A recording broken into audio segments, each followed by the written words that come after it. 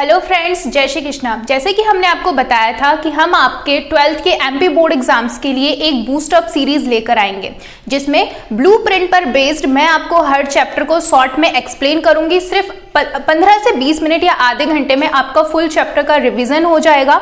ठीक है, साथ ही में आपको ये बताऊंगी आपको किस चैप्टर में से कितना पढ़ना है। जैसे कि हमारा ये पहला चैप्टर है रिप्रोडक्शन इन ऑर्गेनिज्म। ये बायोलॉजी के 12th क्लास का पहला चैप्टर है और इसमें से आपको मोस्ट प्रोबेबली ऑब्जेक्टिव क्वेश्चंस पूछे जाएंगे या फिर शॉर्ट क्वेश्चंस पूछे जाएंगे, जैसे कि 1 या 2 लाइन का जिनका आंसर होगा। राइट, मैं आपको इसमें पूरे नोट्स बताऊंगी, साथ ही मेरे हैंड रिटन नोट्स की पीडीएफ भी जो है आपको प्रोवाइड कराऊंगी। तो आइए शुरू करते हैं हमारी सीरीज का पहला चैप्टर, जिसका नाम है रिप्रोडक्शन इन ऑर्गेनिज्म। सबसे पहले चैप्टर शुरू करने से पहले हम यह जान लेते हैं कि रिप्रोडक्शन, इसका मतलब क्या होता है। रिप्रोडक्शन यानी किसी चीज का दोबारा प्रोडक्शन होना। तो हम जानते हैं कि हमारी जो अभी तक की जो जर्नी है, राइट, जैसे कि हम दादाजी से पिताजी बने, पिताजी से हम आए ना, जनरेशन टू जनरेशन चलता आ रहा है। ये कैसे पॉसिबल है? ये पॉसिबल हो पाया है रिप्रोडक्शन की वजह से। अब रिप्रोडक्शन में एक बायोलॉजिकल प्रोसेस है। रिप्रोडक्शन एक बायोलॉजिकल प्रोसेस है जिसमें एक ऑर्गेनिज्म अपने ही जैसे ऑर्गेनिज्म को प्रोड्यूस करता है। लाइक जैसे कि कोई डॉग है तो वो क्या करेगा? डॉग को ही प्रोड्यूस करेगा। ऑब्वियस सी बात है, वो किसी कैट को प्रोड्यूस नहीं कर सकता। लाइक अब हम शुरू करते हैं हमारा चैप्टर, और इसमें एक बहुत इंपॉर्टेंट, एक बहुत छोटा सा पॉइंट है, आपके एनसीईआरटी के फ्रंट पेज पे ही दिया हुआ है, लाइफ स्पान। ये आपसे पूछा जा सकता है, डेफिनेटली आपसे पूछा जा सकता है, और इसमें करना कुछ नहीं है, आपको पता ही होगा लाइफ स्पान का मतलब क्या होता है। इसका मतलब होता है period from birth to natural death, यानी कि किसी भी ऑर्गेनिज्म की जब बर्थ हुआ है और उससे उसकी नेचुरल डेथ तक का जो बीच का जो पीरियड है, उसे क्या कहते हैं? उसी को लाइफ स्पैन कहते हैं। राइट, अब हमारा जो लाइफ स्पैन है ये इस चीज पे डिपेंड नहीं करता कि उसका ऑर्गेनिज्म का साइज क्या है। लाइक अब ऐसा नहीं है कि हमारा जो बड़ा ऑर्गेनिज्म है वो काफी ज्यादा टाइम तक जिंदा रहेगा, या छोटा ऑर्गेनिज्म है तो वो छोटे टाइम तक रहेगा। ऐसा कुछ नहीं है, ये साइज पे डिपेंड नहीं कर सकता। ये किस पे डिपेंड कर रहा है कि वो किस तरह से अडेप्टेबल है उसके इन्वायरमेंट में। जैसे कि फॉर एग्जाम्पल हमारा मैंगो एंड पीपल ट्री, ये दोनों लगभग साइज में एक समान होते, एक जैसे होते। जैसे कि मैंगो ट्री जो है हमारा यह रहता है 100 टू 200 ईयर तक का इसका क्या है? लाइफ स्पैन है। लेकिन वहीं अगर हम बात करें पीपल ट्री का, तो पीपल ट्री का कितना है? 1000 टू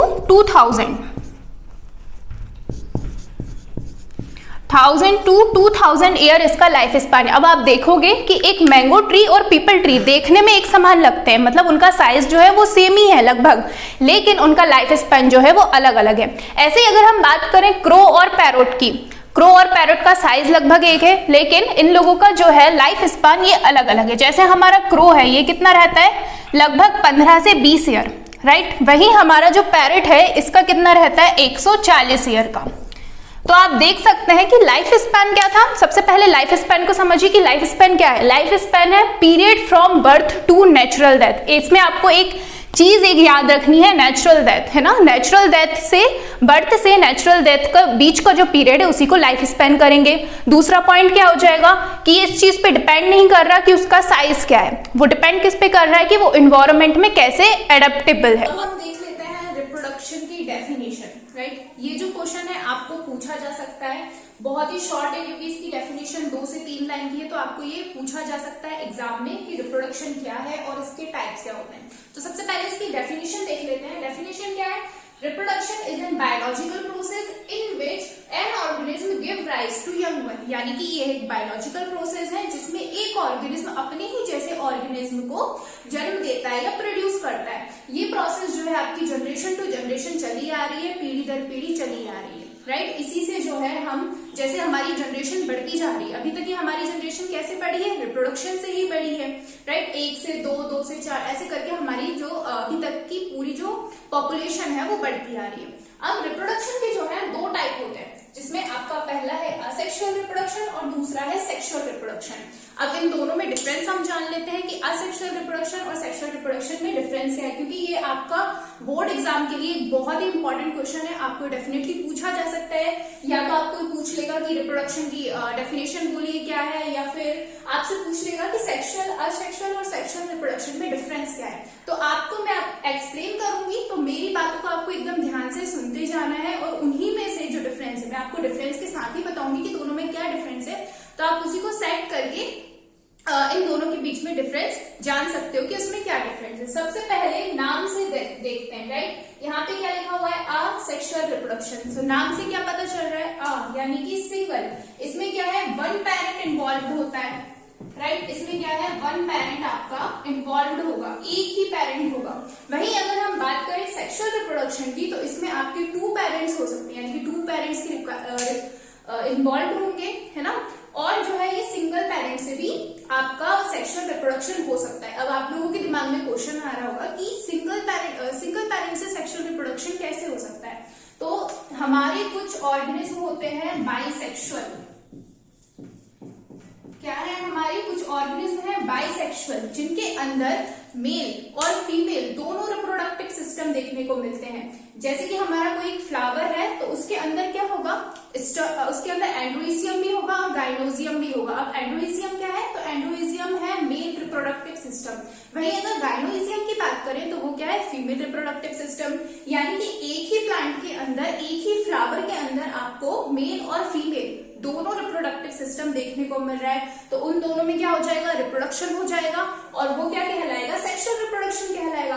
तो मेनली सेक्सुअल रिप्रोडक्शन में क्या होता है, गैमेट का फर्टिलाइजेशन होता है। तो इसीलिए इसमें दो पेरेंट्स की जरूरत होती है, जो एक क्या करे फीमेल गैमेट प्रोड्यूस करे और दूसरा जो है मेल गैमेट प्रोड्यूस करे। जब दो गैमेट प्रोड्यूस होंगे और दोनों गैमेट जब मिलेंगे तो उनको हम क्या कहेंगे, सेक्सुअल रिप्रोडक्शन। वही आपका जो असेक्सुअल रिप्रोडक्शन है, इसमें गैमेट के मिलने की या फर्टिलाइजेशन की कोई जरूरत नहीं होती। उसमें क्या होता है, एक सिंगल पेरेंट होता है और वो सिंगल पेरेंट ही जो है आपका नया ऑर्गेनिज्म बना देता है। जैसे कि फॉर एग्जाम्पल हम देख लेते हैं अमीबा का, राइट। जैसे हमारा ये अमीबा है। अब अमीबा का कोई शेप नहीं होता, अमीबा कैसा है, शेपलेस है, कोई भी शेप बना दिया, ये आपका हो गया अमीबा। ये किसी भी शेप में हो सकता है, लाइक दिस, है ना। अब क्या है, इसमें एक न्यूक्लियस होगा और साथ ही इसके कुछ अलग जो है ऑर्गेनेल होंगे, है ना। हम उनकी बात नहीं कर रहे हैं अभी हम किसको जान लेते हैं, इस न्यूक्लियस को जान लेते हैं। अब अमीबा में होता क्या है, अमीबा क्या करता है, जब इसको रिप्रोडक्शन करना होता है, जब इसे रिप्रोडक्शन करना होता है, तो ये क्या करेगा कि अपने न्यूक्लियस को सबसे पहले डिवाइड करेगा। सबसे पहले किसको करेगा, अपने न्यूक्लियस को डिवाइड करेगा। रेप्लिकेशन होगा डीएनए में, जिससे इसका न्यूक्लियस जो है वो डिवाइड हो जाएगा और इसके अंदर दो न्यूक्लियस जो है आपके बन जाएंगे, राइट। अब क्या होगा, जैसे ही ये बना, जैसे ही दो हो गए, अब इसमें क्या होगा, ये यहां से कट जाएगा, यानी ये अलग अलग हो जाएगा और आपका एक ये अमीबा बन गया, दूसरा ये अमीबा। ये क्या है, आपकी डॉटर सेल्स हैं। अब देखिए हमारा क्या था, ये जो है ये आपकी पेरेंट सेल है, राइट। और इसने क्या किया, इसमें बाइनरी फिजन हुआ। इस प्रोसेस को क्या कहते हैं, इस प्रोसेस को कहते हैं बाइनरी फिजन। यानी कि देखिए दो डॉटर सेल्स बन रही हैं आपकी, और ये दो डॉटर सेल्स कैसी हैं, अब ये सेम है, इनमें भी क्या है, न्यूक्लियस है और बाकी सारी चीजें, राइट। और अब आप यहाँ देख रहे होंगे, क्या इसमें किसी और पेरेंट की इन्वॉल्वमेंट हुई, जी नहीं। इसमें ये सिंगल था, सिंगल पेरेंट था, सिंगल ऑर्गेनिज्म था। इसने क्या किया, अपना न्यूक्लियस जो है उसको डिवाइड किया और दो डॉटर सेल्स बना दी। लेकिन सेक्सुअल रिप्रोडक्शन में ऐसा नहीं होता। सेक्सुअल रिप्रोडक्शन में क्या होगा, सेक्सुअल रिप्रोडक्शन में आपको एक मेल गैमेट की जरूरत होगी और एक फीमेल गैमेट की जरूरत होगी। ये दोनों मिलेंगे और फिर इनमें फर्टिलाइजेशन होगा, देन आपका जाइगोट बनेगा और फिर एक नया ऑर्गेनिज्म बनेगा। तो आपको समझ में आया कि असेक्सुअल और सेक्सुअल रिप्रोडक्शन में डिफरेंस क्या है। इसी तरह से और भी एग्जाम्पल होते हैं, जैसे कि आपका हो जाएगा हाइड्रा, उसके अंदर बड़े होती है ना। वैसे आपका अमीबा का एक एग्जाम्पल हो गया जिसमें बाइनरी फिजन हो रहा है। तो ये कुछ डिफरेंस है इसमें असेक्सुअल एंड सेक्सुअल रिप्रोडक्शन में। आगे हम इन दोनों में अच्छे से मैं आपको पूरा इसका डिफरेंस बताऊंगी कि असेक्सुअल और सेक्सुअल रिप्रोडक्शन में क्या है। पॉइंट बाय पॉइंट आपको लिख के बताती हूँ कि उनमें क्या क्या डिफरेंस है, जिसके आपको क्लियरली एक्सप्लेन हो जाए। तो अब हम देख लेते हैं असेक्सुअल और सेक्सुअल रिप्रोडक्शन में डिफरेंस। ये एग्जाम के पॉइंट ऑफ व्यू से बहुत ही इंपॉर्टेंट क्वेश्चन है, ये डेफिनेटली आपसे पूछा जा सकता है। अब अगर ये आपसे मान लीजिए वेरी शॉर्ट आंसर में पूछा जा रहा है, तो अब मैंने आपको कई सारे इसमें डिफरेंस लिख दिए हैं, राइट। आप क्या कर सकते हैं, अगर आपको वेरी शॉर्ट में पूछ रहा है तो आप 1 या 2 डिफरेंस लिख दीजिए, अगर आपको लॉन्ग पे पूछ रहा है तो आप इसके ज्यादा डिफरेंस लिख दीजिए। ठीक है, अब हम शुरू करते हैं इन दोनों के बीच में जो डिफरेंस है उसको समझना। तो यहाँ पे सबसे पहले दिया हुआ है सिंगल पेरेंट इन्वॉल्व, यानी कि असेक्सुअल रिप्रोडक्शन में सिंगल पेरेंट इन्वॉल्व होता है। मैंने आपको बताया था असेक्सुअल का मतलब पहले भी, और सेक्सुअल रिप्रोडक्शन में क्या होता है, हमारा 2 पेरेंट्स पार्टिसिपेट करते हैं, क्योंकि 2 अलग अलग पेरेंट्स से गैमेट का फॉर्मेशन होता है, फिर उन दोनों गैमेट के बीच में फर्टिलाइजेशन होता है, तब जाकर एक नया ऑफस्प्रिंग, एक नया ऑर्गेनिज्म बनता है। वहीं अगर हम बात करें असेक्सुअल रिप्रोडक्शन की, तो इसमें एक सिंगल पेरेंट ही इन्वॉल्व होता है जो अपना एक नया ऑफस्प्रिंग को प्रोड्यूस कर देता है। सेकेंड जो डिफरेंस है वो है हमारा विथआउट गैमेट फॉर्मेशन, यानी कि असेक्सुअल रिप्रोडक्शन में गैमेट का फॉर्मेशन नहीं होता। वहीं अगर हम बात करें सेक्सुअल रिप्रोडक्शन की, तो मैंने ये भी बता दिया है आपको कि इसमें फॉर्मेशन ऑफ गैमेट होगा, राइट। इसमें पहले फॉर्मेशन गैमेट होगा, यानी कि मेल और फीमेल गैमेट अलग अलग बनेंगे, दोनों के बीच में फर्टिलाइजेशन होगा, देन आपका न्यू ऑफस्प्रिंग बनेगा। सिंपल है, तो आप सिंपली क्या लिख सकते हो, इन दोनों के बीच में डिफरेंस लिख सकते हो। थर्ड डिफरेंस की बात करें तो वो है इन्वॉल्व माइटोटिक डिवीजन। ये बहुत ही इंपॉर्टेंट जो है आपका डिफरेंस है, दैट इज कि आपका माइटोटिक डिवीजन किसमें होगा, असेक्सुअल रिप्रोडक्शन में, और सेक्सुअल रिप्रोडक्शन में क्या होगा, मियोटिक और माइटोटिक दोनों डिवीजन होंगे। अब माइटोटिक और मियोसिस डिवीजन क्या होता है, तो माइटोटिक डिवीजन क्या है, माइटोटिक डिवीजन है इक्वल डिवीजन, यानी कि माइटोटिक डिवीजन में आपका इक्वली डिवीजन होगा। जैसे कि मैंने आपको अमीबा का एग्जांपल लेके बताया था कि ये आपका अमीबा है मान लीजिए, अब इसमें जो डिवीजन होगा वो कैसा होगा, इक्वली डिवीजन होगा, यानी कि ये जो दूसरा अमीबा बना है और ये बना है, ये कैसा है, इक्वल डिवीजन हुआ है। लेकिन मियोसिस में जो है आपका इक्वल डिवीजन ना होकर के अनइक्वल डिवीजन होता है, या फिर आप इसको कर सकते हो रिडक्शन डिवीजन। इसमें कैसा डिवीजन होगा, रिडक्शन डिवीजन होगा, और ये किसमें बन रहा है, आपका सेक्सुअल रिप्रोडक्शन में। ठीक है, अब मियोसिस होता क्यों है, मियोसिस होता है कि जैसे आपका पेरेंट है, आपका जो पेरेंट सेल था अगर वो 2n है, राइट, तो हमको क्या चाहिए, इसका जो ऑफस्प्रिंग होगा, इसका जो ऑर्गेनिज्म से जो ऑफस्प्रिंग बनेगा उसमें भी 2n ही होना चाहिए, है कि नहीं। हमें क्या चाहिए कि 2n ही हो। अब लेकिन अगर माइटोटिक डिवीजन होगा, ठीक है, माइटोटिक डिवीजन हुआ सेक्सुअल रिप्रोडक्शन में, तो क्या होगा, एक पेरेंट से 2n आया और दूसरे पेरेंट से भी क्या आएगा, 2n आएगा, और ये बन क्या जाएगा, आपका 4n बन जाएगा। तो क्या ये ऑर्गेनिज्म वही ऑर्गेनिज्म रहेगा जो पेरेंट का ऑर्गेनिज्म था, नहीं, वो चेंज हो जाएगा, है ना। इसलिए आपको क्या चाहिए, मियोसिस डिवीजन चाहिए। मियोसिस डिवीजन में क्या होगा, आपका 2n से पहले n बनेगा, ठीक है, और जो मेल गैमेट भी जो है 2n से n बनाएगा, वही फीमेल गैमेट जो है वो भी 2n से n बनाएगा। ये किस प्रोसेस से होगा, मियोसिस से होगा। फिर दोनों के बीच में जब फर्टिलाइजेशन होगा तो उससे क्या बन जाएगा, आपका नया ऑर्गेनिज्म बन जाएगा, ऑफस्प्रिंग बन जाएगा, जो भी कैसे होगा, एग्जैक्ट सेम होगा आपके पेरेंट की तरह। ठीक है, तो ये आपका थर्ड डिफरेंस हो गया। अब अगर हम बात करें फोर्थ डिफरेंस की, तो वो है ऑफस्प्रिंग आइडेंटिकल। ऑफस्प्रिंग जो है वो कैसे होंगे, आइडेंटिकल होंगे असेक्सुअल रिप्रोडक्शन में। क्यों, क्योंकि एक ही पेरेंट इन्वॉल्व हुआ है और उसने क्या बना दिया, अपना डॉटर सेल्स बना दिए।